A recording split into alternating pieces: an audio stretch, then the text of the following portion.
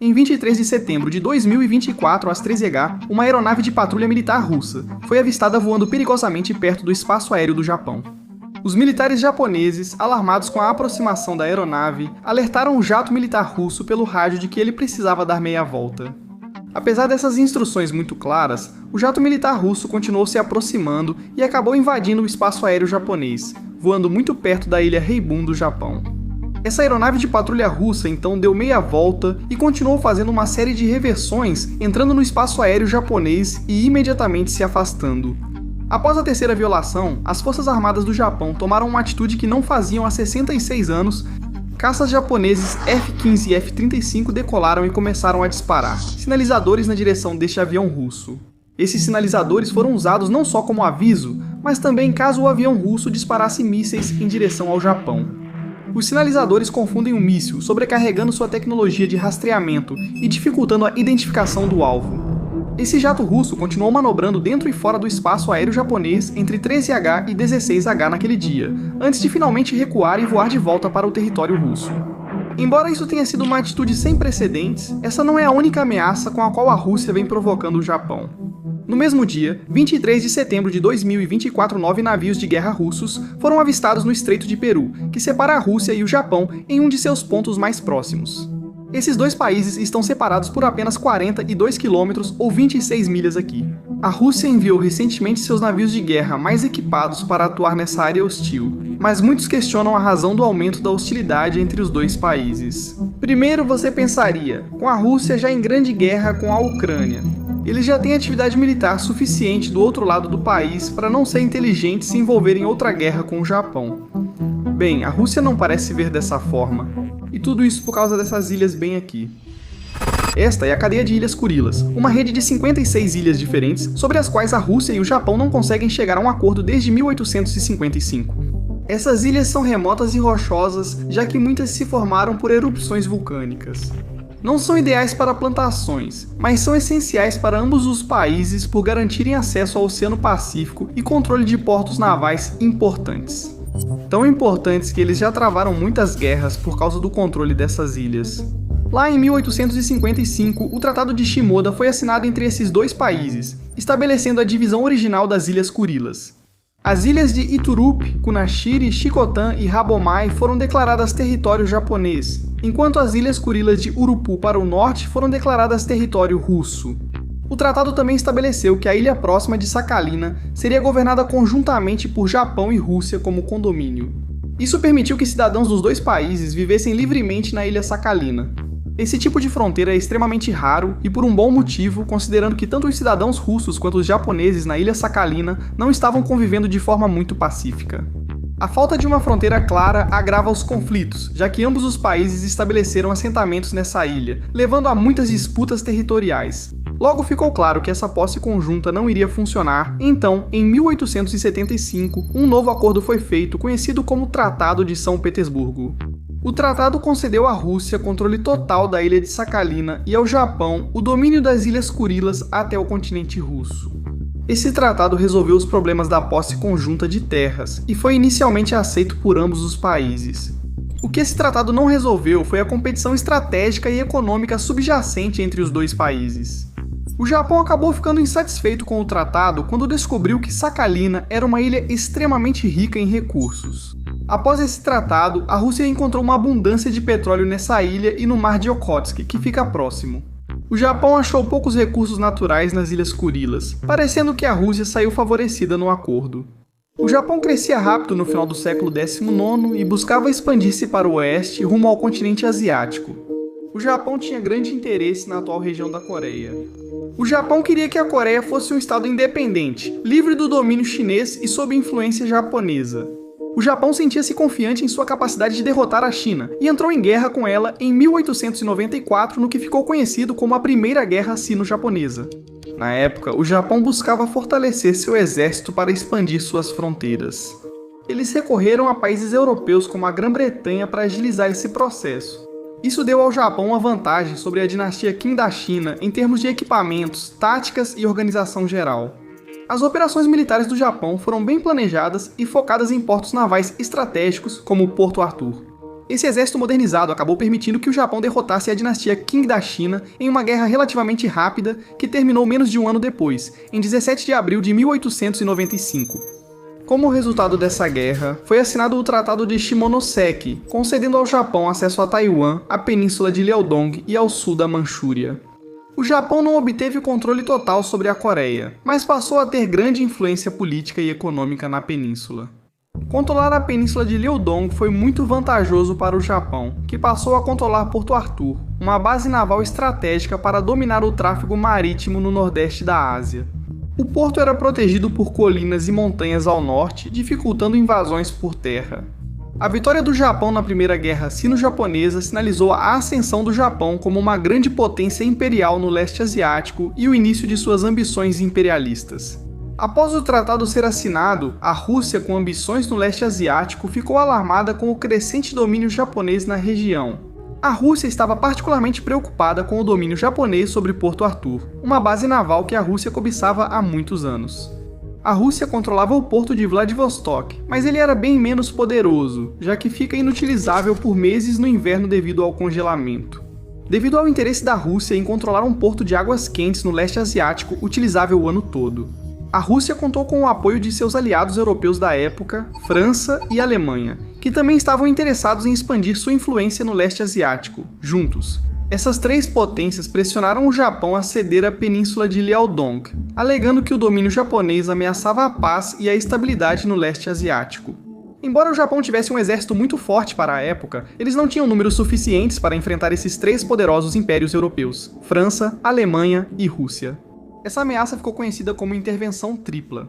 O Japão decidiu que seria melhor evitar o conflito e continuar fortalecendo seu exército para se preparar para futuras oportunidades de expandir seu império. O Japão acatou durante a Intervenção Tripla e devolveu a península de Liaodong para a China, em troca de 30 milhões de taéis de prata. Logo ficou claro, após essa troca, que a Rússia não estava fazendo isso pela autodefesa da China. A Rússia queria essa terra para si mesma. Pouco depois da Intervenção Tripla, em 1898, a Rússia pressionou a China a arrendar Port Arthur para eles. A Rússia sempre quis um porto de águas quentes utilizável o ano todo, com acesso ao Oceano Pacífico. A China foi obrigada a aceitar o arrendamento russo, deixando o porto sob controle da Rússia. Isso levou a uma migração em massa de russos para a península de Liaodong, e logo o sul da Manchúria passou a ter uma influência russa muito forte. Essa intervenção fez o Japão, que antes lucrara, sentir-se humilhado e ressentido com as potências europeias, especialmente a Rússia, que se beneficiou da situação. Esse ressentimento fez o Japão querer um exército mais forte e seguir ambições imperiais, principalmente sobre Coreia e Manchúria. O nacionalismo japonês crescia, e a maioria dos cidadãos pressionava por guerra contra a Rússia. O ressentimento contra a Rússia acabou se tornando tão forte que a primeira grande guerra entre esses dois países estourou em 1904, conhecida como a Guerra Russo-Japonesa. Na Guerra Russo-Japonesa, a Rússia tentava retomar o controle da Coreia e da Manchúria, focando em Port Arthur e na península de Liaodong. A guerra começou com um ataque surpresa em Port Arthur em 8 de fevereiro de 1904 que danificou vários navios de guerra russos. Isso foi um choque para os líderes russos, que subestimavam o exército japonês. O Japão então bloqueou o porto, cortando qualquer reforço ou suprimento russo. Forças japonesas iniciaram a invasão terrestre ao norte da península e avançaram rumo a Port Arthur. 5 meses após o início da guerra, o exército japonês tomou o controle das montanhas ao norte de Port Arthur. Assim conseguiu usar artilharia pesada para atacar os navios de guerra russos restantes. Em janeiro de 2025, o Japão assumiu o controle de Port Arthur e enviou seu exército para eliminar os últimos soldados russos na Manchúria. A Rússia perdeu um porto estratégico e passou a enfrentar vários problemas internos. A Revolução Russa de 1905 estava começando, quando uma onda massiva de agitação política e social começou a se espalhar por vastas áreas do Império Russo. A combinação dessa revolução, juntamente com a tecnologia militar altamente sofisticada do Japão, acabou forçando a Rússia a se render. O Tratado de Portsmouth, proposto pelo então presidente dos Estados Unidos, Theodore Roosevelt, foi assinado em 5 de setembro de 1905, encerrando oficialmente a Guerra Russo-Japonesa. Esse resultado chocou o mundo, pois foi a primeira vez que uma potência asiática derrotou um império europeu. Isso contestou a visão de invencibilidade europeia. Após a guerra, a Rússia teve que ceder terras valiosas. Essas novas terras adquiridas pelo Japão incluíam a península de Liaodong, grande parte da Manchúria, e além disso, a metade sul da ilha Sakhalina e a totalidade das ilhas Kurilas. Após o fim da Guerra Russo-Japonesa, houve muitas pequenas disputas de fronteira ao longo da linha da Manchúria que dividia as terras russas e japonesas. A União Soviética acabou se formando entre os anos de 1917 e 1920 a 22 e continuou com o desejo constante de recuperar as terras perdidas na Guerra Russo-Japonesa. Apesar do fim da Grande Guerra Russo-Japonesa, a região do sul da Manchúria estava longe de ser pacífica entre esses dois países. Eventualmente, essas pequenas guerras de fronteira estavam causando tanto desgaste para ambos os países que Japão e Rússia concordaram que isso precisava chegar ao fim. Ambos os países então assinaram um pacto de neutralidade, conhecido como Pacto de Não Agressão Nipo-Soviético, em 13 de abril de 1941, colocando fim aos combates no sul da Manchúria. Esse pacto também garantia que ambos os países permaneceriam neutros caso algum deles fosse atacado por uma terceira parte externa e deveria permanecer em vigor por 5 anos. Esse tratado foi benéfico tanto para a União Soviética quanto para o Japão. Sabendo que os soviéticos não iriam invadir sua presença na península de Liaodong, o Japão pôde agora concentrar seu poder militar na aquisição de mais terras ao sul, nas Filipinas e nas Ilhas Malaias. Assim, para a União Soviética, sem ameaça japonesa, os soviéticos puderam transferir grandes forças do leste para concentrá-las no lado europeu do Império. Com a intensificação da Segunda Guerra Mundial, o Japão pode ter se acomodado após o Pacto de Neutralidade. Pois em 7 de dezembro de 1941, a Marinha Japonesa atacou uma base militar americana em Pearl Harbor, na ilha de Oahu, Havaí. Agora estava claro que o Japão havia se aliado à Alemanha e iria atrás de todos os inimigos da Alemanha, incluindo os Estados Unidos. A invasão japonesa foi desastrosa para o Japão, pois no dia seguinte os Estados Unidos entraram na Segunda Guerra Mundial e atacaram fortemente o Japão. Nos meses seguintes, o Japão foi enfraquecido pelo poder militar dos Estados Unidos. Os Estados Unidos queriam que a União Soviética entrasse na guerra contra o Japão, mas como ambos haviam assinado um pacto de neutralidade, os soviéticos deveriam se manter neutros. Porém, em 8 de agosto de 1945, 2 dias após a bomba atômica em Hiroshima e um dia antes da de Nagasaki, a União Soviética declarou guerra ao Japão. O Japão considerou isso uma traição soviética e um erro de cálculo, dado o cenário de destruição do país. Após a primeira bomba atômica ser lançada sobre civis, a União Soviética acreditou que poderia recuperar territórios facilmente, já que o Japão estava muito enfraquecido. Os soviéticos lançaram sua invasão em 3 frentes, ao norte, leste e oeste da Manchúria, no dia seguinte à sua declaração de guerra. Os soviéticos também enviaram forças aéreas para invadir o norte do Japão, incluindo as Ilhas Kurilas e a ilha de Sakhalina, antes dividida em norte e sul. No dia seguinte, os Estados Unidos lançaram uma bomba atômica ainda maior sobre Nagasaki, deixando o Japão sem esperança. Muitos militares japoneses imploravam ao imperador para não se render, mas a liderança via a situação de outro modo. O imperador japonês enviou uma carta de rendição à União Soviética, aceitando os termos da futura Declaração de Potsdam. Naquele momento, toda a cadeia das Ilhas Kurilas e Sakhalina já estavam sob domínio soviético, e os cidadãos japoneses dessa região estavam sendo deportados de volta para o território principal do Japão pelo exército soviético. A União Soviética passou a enviar muitos cidadãos para essas ilhas, formando rapidamente pequenas cidades soviéticas. O problema era que o Japão ainda considerava várias dessas ilhas Kurilas como suas. A Declaração de Potsdam nunca deixou claro quais ilhas Kurilas eram do Japão e quais da União Soviética. Essa declaração se baseou na Declaração do Cairo, assinada 2 anos antes, em 1943, que exigia que o Japão perdesse os territórios conquistados por violência e ganância. Além disso, a segunda cláusula da Declaração de Potsdam afirmava que a soberania japonesa deveria ser limitada às ilhas de Honshu, Hokkaido, Kyushu, Shikoku e outras ilhas menores. Como podemos perceber, a Declaração de Potsdam não especificou quais ilhas eram consideradas menores, nem até onde se estendia a fronteira territorial norte do Japão.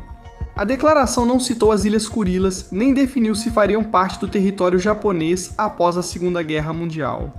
A vagueza da Declaração de Potsdam levou os Estados Unidos a intervir e redigir outro documento na esperança de que Rússia e Japão o assinassem.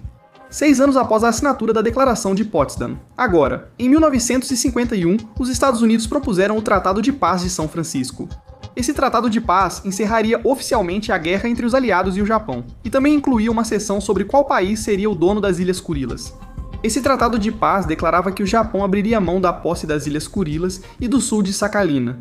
No entanto, esse tratado de paz nunca especificou para quem as Ilhas Kurilas iriam, e também não esclareceu quais ilhas exatamente faziam parte das Ilhas Kurilas, para começo de conversa.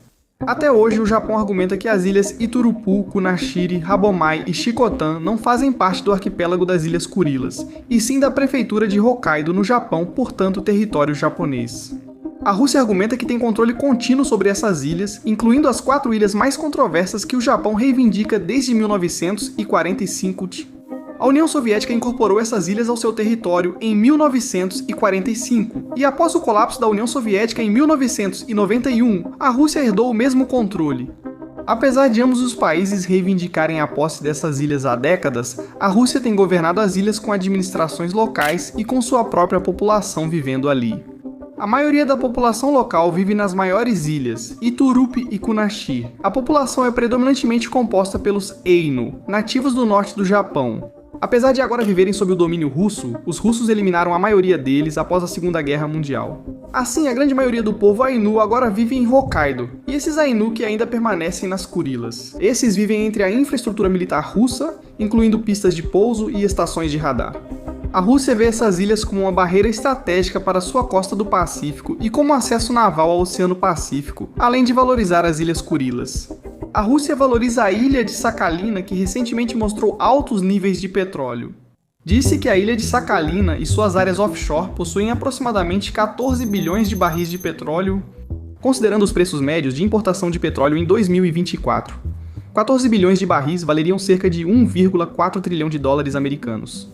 O Japão e a Rússia só perceberam quanto petróleo poderia ser extraído desta ilha e de suas plataformas offshore na década de 1990. O Japão agora, acredita-se, se arrepende de não ter negociado para manter ao menos o sul da ilha rica em recursos. Nos últimos anos, houve sinais de que o Japão está interessado em negociar um acordo com a Rússia sobre as Ilhas Kurilas. Em 2016, surgiu uma nova possibilidade de avanço antes de uma reunião entre o imperador Akihito do Japão e Vladimir Putin da Rússia. Especialistas creem que Rússia e Japão podem firmar um acordo Duas Ilhas mais Alfa, em que o Japão receberia Shikotan, Habumai e outro benefício chamado por eles de Alfa. Esse acordo nunca foi aceito por Putin, considerando que a Rússia já possui equipamentos militares nessas ilhas, além de milhares de cidadãos russos. Hoje, há ainda menos chance de Rússia e Japão encerrarem as hostilidades por essas ilhas do que havia em 2016, considerando que o Japão impôs recentemente sanções econômicas contra a Rússia. Desde a invasão russa à Ucrânia, o Japão se uniu à OTAN no envio de armas para ajudar os ucranianos. Vladimir Putin não ficou satisfeito com a decisão do Japão e respondeu enviando caças russos ao espaço aéreo japonês. As ameaças de Vladimir Putin levaram o Japão a ampliar suas capacidades militares. Em dezembro de 2022, o Japão anunciou seu orçamento militar para 2023, destinando 51,4 bilhões de dólares para esse departamento. Esse aumento foi significativo em comparação ao orçamento militar de 2022 de 38 bilhões de dólares. Agora o Japão ocupa a 8ª posição mundial em gastos totais de defesa, superando França e Austrália. Isso surpreendeu o mundo, já que é o maior aumento do orçamento militar desde a Segunda Guerra Mundial. Em 2024, o Japão enviou um porta-aviões pela primeira vez desde a Segunda Guerra Mundial e começou a comprar centenas de mísseis de cruzeiro de longo alcance de países como os Estados Unidos. O Japão evita se envolver em guerras desde a Segunda Guerra Mundial, pois o artigo 9 da Constituição proíbe o uso da força para resolver disputas internacionais. Com a China antagonizando Taiwan, Coreia do Norte testando mísseis nucleares e a invasão da Ucrânia pela Rússia, as tensões no leste asiático estão altíssimas. Essa aliança entre China, Coreia do Norte, Rússia e até mesmo Irã tem se tornado cada vez mais clara nos últimos anos. Os Estados Unidos incentivam o aumento militar de aliados como o Japão para tentar impedir ataques de países alinhados à Rússia. Embora a Rússia e Japão tenham uma visão diferente sobre a quem pertencem as Ilhas Kurilas, essa está longe de ser a única disputa territorial ao redor do mundo. Visões como a da Coreia do Norte sobre a Coreia do Sul, da Rússia sobre a Ucrânia e a disputa do Marrocos com o Saara Ocidental mostram que mapas variam entre países.